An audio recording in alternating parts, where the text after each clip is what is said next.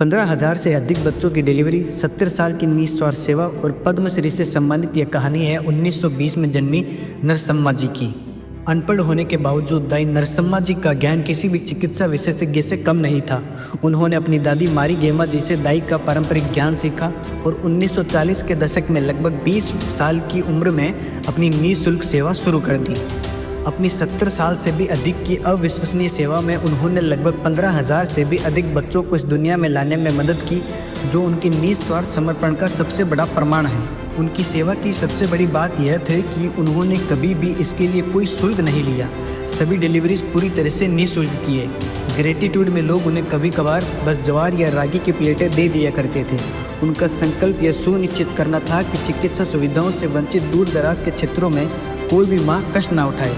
इस संकल्प के कारण वह आपातकालीन में प्रेग्नेंट महिला तक पहुंचने के लिए अक्सर 30 किलोमीटर तक पैदल, बैलगाड़ी या साइकिल पर यात्रा करती थी। उनके ज्ञान में गर्भ में शिशु की स्थिति और स्वास्थ्य का पता लगाने की क्षमता शामिल थी, वो भी बिना किसी टूल या मशीन के।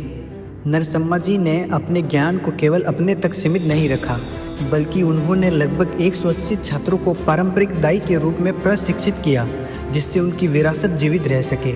इस अद्भुत और निस्वार्थ सेवा को राष्ट्र ने सम्मान दिया और उन्हें 2013 में कर्नाटक राज्योत्सव पुरस्कार, 2014 में तुमकुरू विश्वविद्यालय से ऑनररी डॉक्टरेट तथा 2018 में पद्मश्री पुरस्कार से नवाजा गया।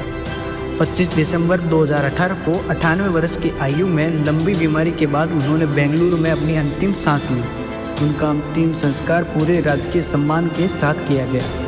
इस कहानी के अंत में बस एक सीख की सेवा का मूल्य डिग्री से नहीं बल्कि दिल में बसी निस्वार्थ भावना से तय होता है।